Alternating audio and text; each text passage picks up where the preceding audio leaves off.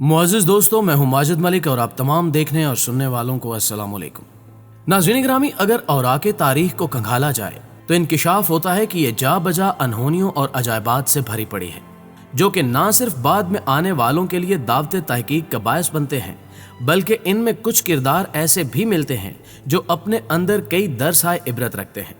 और आज हम अपने नाज़रीन को कदीम ज़माने के एक ऐसे ही किरदार से मिलवाने जा रहे हैं जिसके बारे में कहा जाता है कि वो तारीख़ इंसानी में सबसे लंबे कद का हामिल था।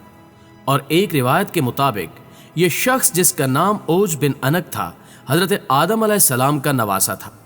लेकिन तारीख़ की शहादतों के मुताबिक इस दूसरी रिवायत के बारे में कई एक इबाम पाए जाते हैं।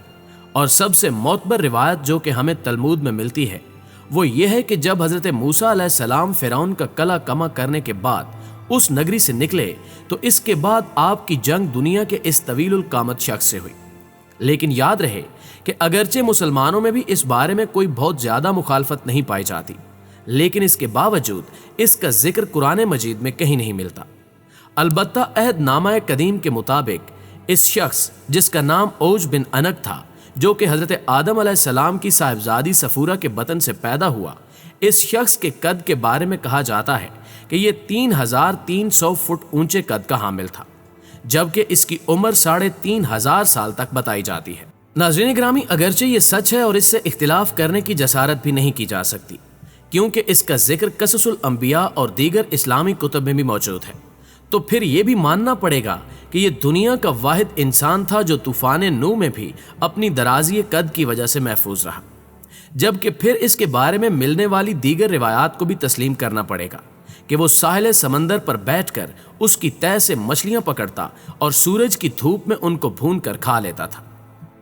नाज़रीन ग्रामी, औराके तारीख इस बात की गवाही देते हैं कि जब फिरौन दरियाए नील की नजर हुआ और बनी इसराइल को उसके मजालिम से निजात मिल गई तो अल्लाह का हुक्म हुआ कि मुल्क शाम की सरजमीन से जालिम और जाबिर लोगों को निकाल दो और खुदा के दुश्मनों से जिहाद करो और अपनी कौम में से 12 अफराद को बनी इसराइल के 12 कबीलों पर सरदार मुकर्रर कर दो, ताकि ये सब अपने सरदारों के ताबे रहें और अल्लाह के अहकामात की पाबंदी करते रहें। चुनांचे हज़रत मूसा अलैहिस्सलाम ने अपनी कौम के 12 कबीलों पर उनमें से 12 अफराद को सरदार मुकर्रर कर दिया। अल्लाह के हुक्म के मुताबिक हज़रत मूसा अलैहिस्सलाम और हज़रत हारून अलैहिस्सलाम जिहाद के लिए अपने सरदारों और कौम के हमरा जब किनान के मकाम पर पहुंचे तो अपने सरदारों को हुक्म दिया कि वो मुल्क शाम जाकर वहां के जालिम और जाबिर लोगों के हालात मालूम करें। जब ये लोग वहां पहुंचे और वहां हालात मालूम किए तो उन्होंने वहां एक बहुत बड़े कद्दो कामत वाला इंसान देखा, जिसका नाम औज बिन अनक था। ये शख्स हज़रत आदम अलैहिस्सलाम के ज़माने से हज़रत मूसा अलैहिस्सलाम के ज़माने तक जिंदा रहा।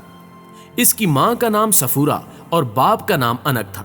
तूफान नूह अलैहिस्सलाम में यही वाहिद शख्स बचा था। नाज़रीन ग्रामी, औज बिन अनक ने जब उन सरदारों को देखा तो उनसे दरियाफ्त किया कि तुम कहाँ से आए हो और कहाँ जाओगे।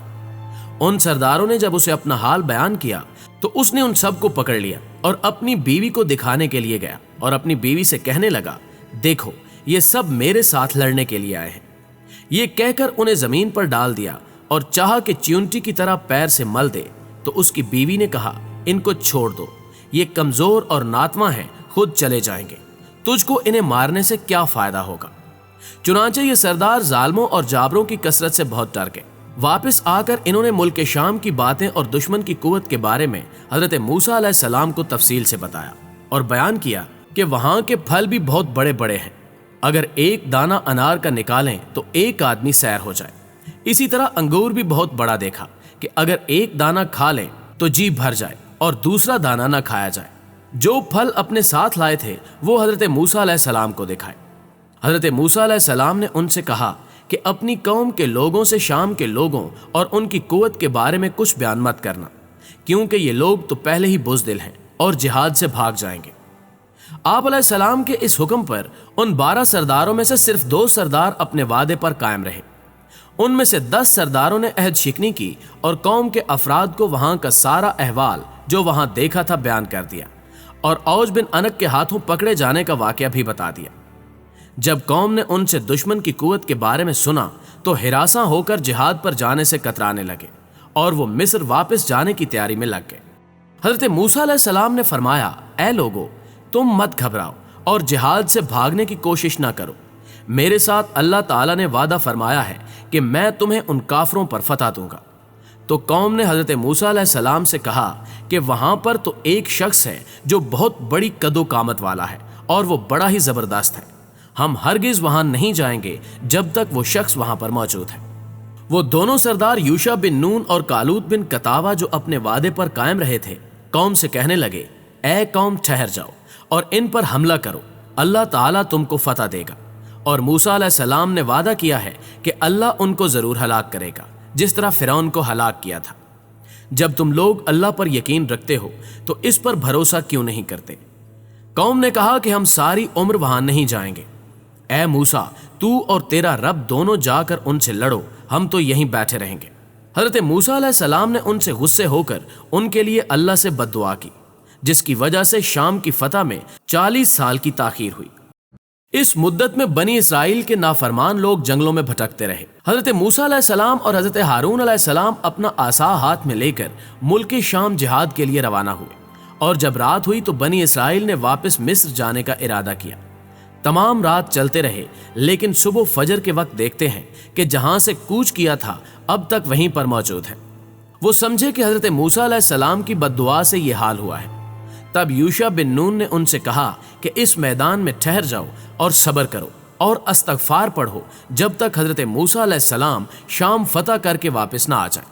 بنی اسرائیل کی قوم کے 6 لاکھ افراد حضرت موسیٰ علیہ السلام کی بد دعا سے 40 سال اس جگہ سے نہ نکل سکے۔ اس جگہ کا نام تیا ہے، جو فلسطین، اردن اور مصر کے درمیان ایک میدانی علاقہ ہے۔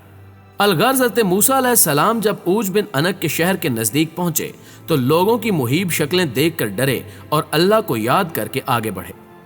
جب اوج بن انک نے ان کو دیکھا تو چاہا کہ پکڑ کر چیونٹی کی طرح مسل دے، اور کہنے لگا کہ تو بنی اسرائیل کا وہ سردار ہے جس نے فرعون کو اس کی قوم کے ساتھ دریائے نیل میں غرق کر دیا تھا۔ یہ کہہ کر اس نے حملہ کر دیا۔ حضرت موسیٰ علیہ السلام نے اس پر جوابی حملہ کیا۔ آپ علیہ السلام کا قد بھی 10 گز اونچا تھا۔ آپ علیہ السلام نے 10 گز اچھل کر اپنا عصا اتنے زور سے اس کے ٹخنے پر مارا کہ وہ وہیں گر کر مر گیا۔ ناظرین گرامی، بے شک اللہ تعالیٰ ہر چیز پر قادر ہے اور اس کی گرفت سخت ہے۔ یہ انسان کی نادانی ہے کہ موت کو فنائے کلی اور اختتام زندگی سمجھ بیٹھا ہے، حالانکہ یہ محض اس عارضی حیات دنیوی کی شام ہے اور اس کے بعد آخرت میں حیات دائمی اور ابدی کا آغاز ہوگا۔ کسی شاعر نے کیا ہی خوبصورت انداز میں موت سے متعلق لکھا ہے کہ جگہ جی لگانے کی دنیا نہیں ہے، یہ عبرت کی جا ہے تماشا نہیں ہے، جہاں میں ہے عبرت کے ہر سو نمونے، مگر تجھ کو اندھا کیا رنگ و بو نے، کبھی غور سے بھی دیکھا ہے تو نے، جو معمور تھے وہ محل اب ہیں سونے، جگہ جی لگانے کی دنیا نہیں ہے، یہ عبرت کی جا ہے تماشا نہیں ہے۔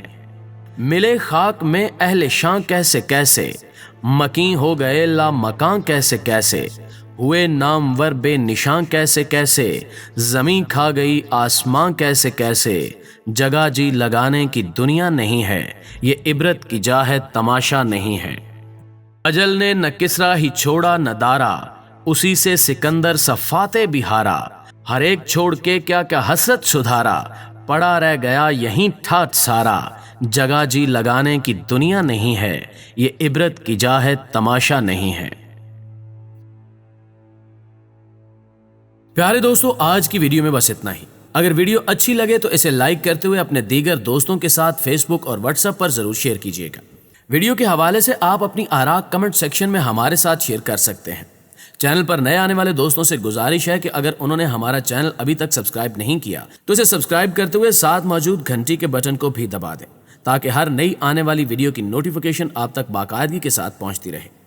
جلدی حاضر ہوتے ہیں ایک نئی معلوماتی ویڈیو کے ساتھ، تب تک کے لیے اپنا اور اپنے پیاروں کا ڈھیر سارا خیال رکھیے گا۔ اللہ نگہبان۔